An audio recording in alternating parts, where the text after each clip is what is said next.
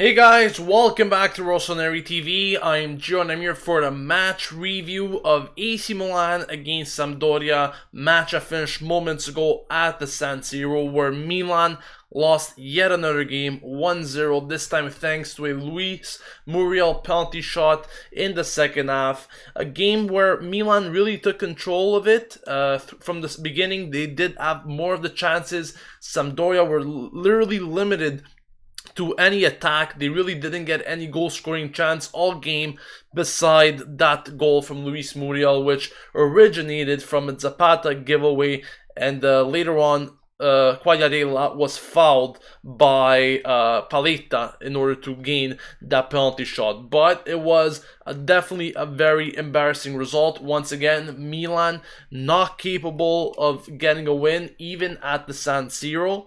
And to me, this is once again a continuation of the crisis that we are currently in. Initially decimated, a lot of players missing in this team today. Bonaventura, we all definitely know about his season injury that will keep him out until the end of the season. Deschillo and Antonelli were also out today for the left back position. And Montella was forced to make some substitutions, some players playing in roles in which we definitely never really saw them playing in. And this was all due to this decimated squad that they had.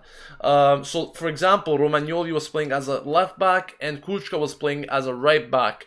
Positions that they usually don't play in. Kuchka did a very good job, I think, today to play in that right back position for the majority of the game, of course, before Abate came in to take his place and Kuchka was moved into a midfielder. But overall, I think he did a very good job in that right back position. Romagnoli, I was questioning his position from the beginning of the game. I really don't think that a left back position for Romagnoli was the wisest of choices. Given the fact that we also had Vangioni that could have played in that position. I would have rather seen Romagnoli being paired up with Paletta today rather than seeing Zapata being put on the field again today. Zapata is a guy that didn't get much playing time this season, but then again, I simply don't understand why Montella will be playing him, to be honest with you. We've only seen him against Juventus in that Coppa Italia game so far this season, and to be honest, he just gives way too many balls away, way too many mistakes, and for a guy of his experience, still making those mistakes, it's simply putting a guy on the pitch and pretty much asking for death. That's what you're asking for when you're playing Zapata. He was pretty good in some tackles. He did make some good decisions, but his touches and the giveaways were just way too much. And that's exactly how Sampdoria scored their goal. Through a Zapata giveaway, through a bad touch. And it could have definitely happened to anyone. I'm not saying anything, but to play Zapata in a game where we definitely didn't get much playing time, and you have other options to play, such as Vangioni on the left back role. Romagnoli could have easily played and paired up with Paletta, in my opinion. Donnarumma, unfortunately, didn't have much to do this game, but he couldn't keep out Muriel's penalty shot, and really, he didn't have much to do, so you can't really blame him for his performance today. Moving on to the midfield, this is definitely where I wanted to speak, because Bertolacci, I think, was the better player in that midfield today. He did some very good things today, especially in that first half. Won tackles, took some shots himself from outside the box, some very good efforts as well. And overall, I think he was the best midfielder playing today. Even though it wasn't the best performance from him out of the midfielders today, I definitely believe that Bertolacci played better than both Pasalic and Jose Sosa. Speaking about Jose Sosa, a match to forget for him. Got sent off at the end of the game for once again a silly challenge. Way too many silly challenges coming from Milan in recent days. I don't know if it's because of the frustration that they're not capable of winning games anymore, but really stupid challenges have been made from this team in recent times. Suso also, his yellow card was pretty stupid if you ask me. But getting back to Jose Sosa, he was being he was being played today to replace Locatelli in the hope of creating something in the midfield, and it absolutely went from bad to worse for Milan, really, when he was playing today. Not capable of really creating anything. Every chance that he got, even the shots that he took, were sky high. Wasn't capable of getting anything on target, wasn't capable of creating anything. It was absolutely a nightmare of a game for Jose Sosa, and to me, I think he was one of the worst players on the pitch today. Absolutely not good enough.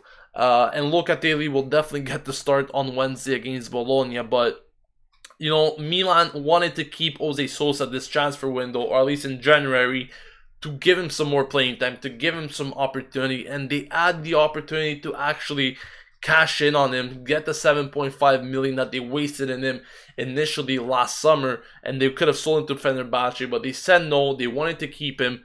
And to me, once again, I'm not basing players on one game, but Jose Sosa, the games that he has played, he hasn't really shown much to Milan. He hasn't been that impactful midfielder that many people were hoping for. And once again, this contributes to him probably seeing less playing time now.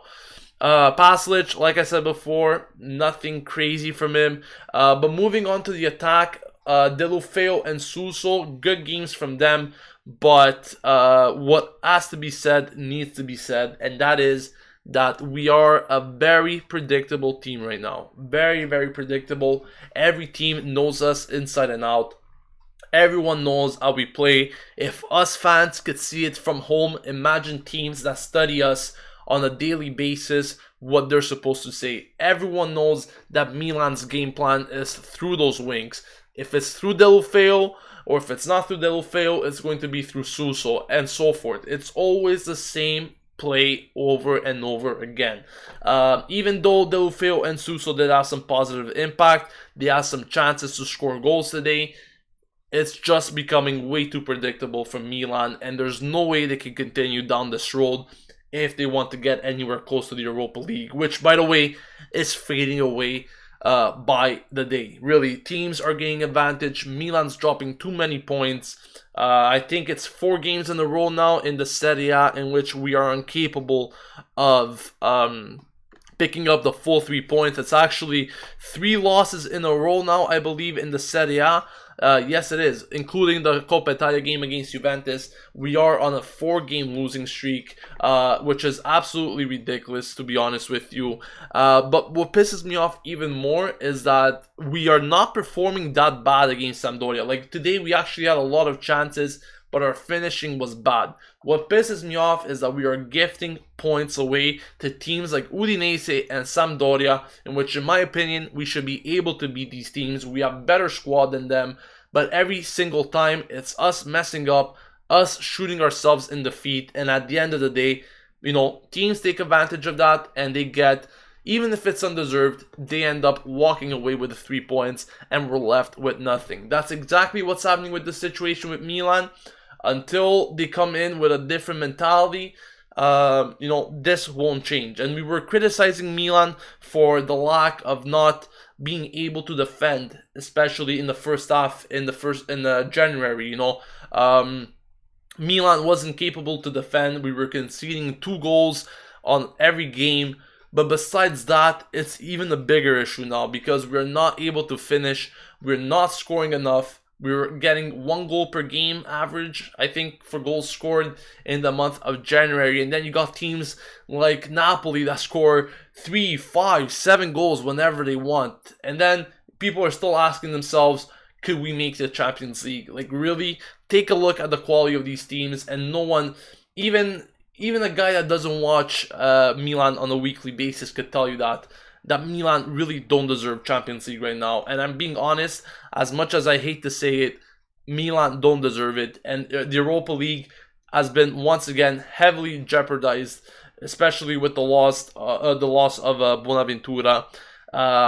This team is just being very, very predictable. Every team has figured us out. And, if we can't beat these teams that are 13th and 14th place, like Udinese and Sampdoria in the league, how are we expected to beat the better teams like Lazio and Fiorentina, teams that we're going to have to play later on this month? And really losing against those teams will pretty much, mean that our season has ended. That's pretty much it. But speaking about Baka and Lapadula, Baka once again inexistent. I understand people are saying that he's not being fed enough. He's not he's not seeing enough of the ball, and I completely agree with that. But at the same time, he's not doing any good to himself. It's been the case every game. He's not finding space for himself. He's not working hard enough. I don't know what it is. Even Lapadula, when he came on, he was working hard enough. And I'm sorry, even though he did miss that crucial chance at the end there, you could just see what Lapadula could create in those little minutes that he plays instead of Baka. That's the point. At the end of the day, definitely Lapadula should have scored that. I completely agree with that, 100%. There's no way you should be missing those chances from a few meters out. It was a great save from Viviano, but that needs to be in the back of the net 100%. You cannot afford to miss those chances. My point is, look how long it takes Lapadula to get a chance, and look how long it takes Baka to get a chance on target like that. That's exactly what I'm trying to say. But in my opinion, Baka is not being influential enough. He's not. I don't know what it is. Simply, I honestly don't know what it is. There's lots of things currently going on with Milan. It's not only about Baka not being fed, but I'm currently missing the word I'm trying to find at the moment for Baka. But he's not inventing by himself. He's not being, he's being too one-dimensional. That's the problem with him. But the problem just doesn't lie with Baka. It's honestly the whole team in general. The mentality is not the right mentality. There's still many problems, and I think Milan initially always had these problems, even from the beginning of the season. Teams didn't know us. They didn't figure us out until recently. And Milan were getting, the wins. They were getting wins based on maybe character, but there were always these problems, and I think there will always be these problems until we get proper players. Finally, teams are figuring us out, and this is gonna really, unfortunately, I hate to say it, but it seems to be the downhill of our season. After such work that we did in that first half of the season, it really seems that we are throwing everything out the window in 2017, and what a bad start to the year it has really been for Milan. Really not capable of getting results. It's 5 games in a row, I believe, including the Coppa Italia, that we haven't gotten a win. It's absolutely ridiculous. But let me know what you guys think in the comments section below. Also, I will be opening up the Skype calls, so you guys could call in to give your comments. If you guys want to talk about Milan and their performance, this is your chance to do so. The Skype calls have opened, and you guys could give your feedback on today's performance through that. Let's get in your comments before I get into those calls. Daniel says Suso is our engine. Fabian says Baka plays only for his name. If we lose against Bologna, says Arjun, I think the Chinese will be firing Montella. Delufeu was good today. What did you guys think? I think that, Delufeu did do well today. I think he did create something, People are saying Delufeu didn't create anything. I think he did pretty good, to be honest with you. He did do some cut-ins. His crosses weren't the best, but obviously it's not on the level of Bonaventura. But what I'm trying to say is, you can't expect this guy to be automatically, impactful for this team. You can't have an immediate impact and expect him to score goals left and right. I think it's a gradual process for him, and honestly speaking, I haven't seen that many bad things from him. Yeah, he was actually tracking back. I was speaking even with some people at halftime. He was doing some good job, a good job even defensively. He was tracking back, keeping track of his man, and intervening whenever needed. So, I'm pretty happy with how he performed. Like I said, unfortunately, like Suso, he's predictable. That's the number one thing. And the main reason for that is nothing really could happen through the middle for Milan, because we don't have the players that could, push through that middle. But I did want to mention something, because in the later stages of the game, I think that Suso was playing behind Lapadula, and Ocampos was playing on the left with Deulofeu on the right. I think that Milan need to go with this approach. And what I mean by that, maybe a 4-2-3-1 could actually work for Milan. Whether Suso will be playing behind Lapadula, I think that's a very good option if you ask me. Because Suso could feel Lapadula. Lapadula makes good runs, makes creative runs, unlike Bacca, and that could be a solution for Milan. Also, seeing Deulofeu and Ocampos being played on the wings, I think that's another solution that Milan could definitely go with. So like I said, a 4-2-3-1 would be very ideal. Milan, like, that's the thing with Milan, Montella doesn't want to change formation. And even though I was saying that some of these players cannot adapt to a change of formation week in and week out, because they're not really tactically flexible, I think that, Montella needs to try it just the same, and see if they could try something out to see if it works or not. At least you gotta try it, because today, even though we didn't see much of an impact when Suso was playing behind Lapadula and Deulofeu and Ocampos on the sides, on the wings, you still need to try something out. And maybe even though these players are not really tactically flexible throughout the games, you need to try it out. Just try it out. So, I don't know. I think the 4-3-3 is becoming way too predictable for Milan. At the same time, I don't think these players are capable of adapting to a change of formation because they're stuck with that mentality of the 4-3-3. Mohammed says, Joe, Montella won't do it. Well, that's exactly it. And, if Montella won't do it, we're just going to become more of a predictable team from now on until the end of the season. That's exactly it. Dimitri says Cutrone simply cannot be better than Bacca, guys. Bacca's a monster of a player. I see that most of you forgot his last season performance. Maybe it's because of Montella and his system and style of play. Well, that's exactly a good point you made there, Dimitri. Personally, I think that Bacca never adapted to Montella's style of play, and that is the 4-3-3. I don't think he's capable of adapting to this module and the style of play. That is why he's maybe struggling a bit, but also, you have to give it to him. He hasn't been there to support himself. I think he's very uninvolved and isolated every time he plays. Unfortunately, he seems like a ghost every time I see him, mainly also due to the fact that we play a lot on the wings. But, I think a lot has to do with the fact that Bacca is not doing it himself any good, to be honest. Mikel says there's a deep problem in this Milan team. I could definitely agree with that.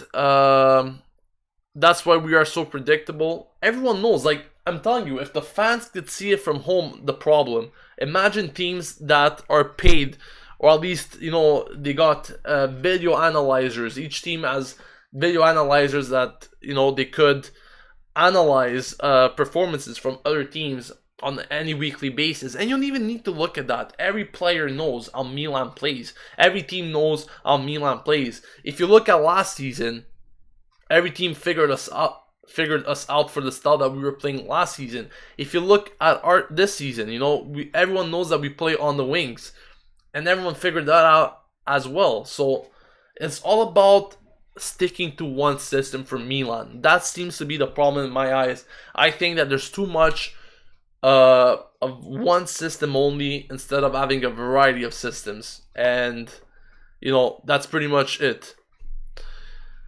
Milan Butch says Montella said he doesn't believe in tactics. That's absolutely incredible.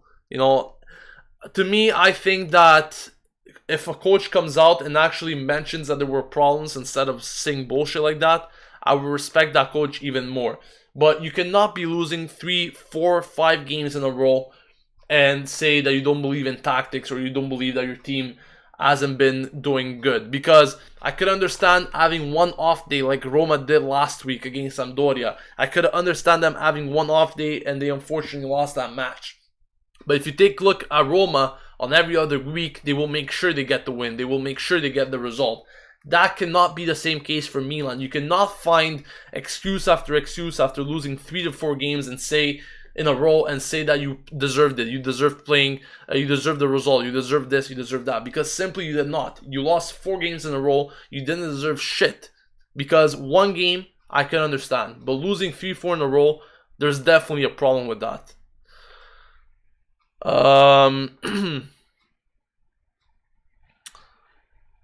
Let's read some more comments here. R says Pasalic was okay, not good enough though. I agree. Like I said, not good enough at all from Pasalic. Actek says Pasalic and Bertolacci is the main problem for me. The midfield needs to be more technical, more creative.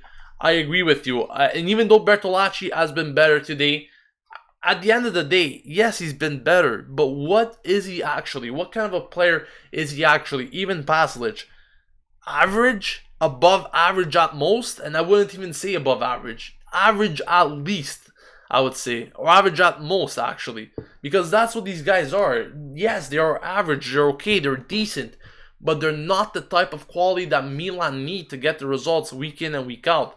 And until, I'm going to repeat this channel has been going on for 4 years now, more than 4 years, and I've been saying it for 4 years. I'm tired of saying it and repeating it, to be honest. Until we get creative midfielders, this team is not going to go anywhere, and I'm always going to be repeating it and go with this ideology.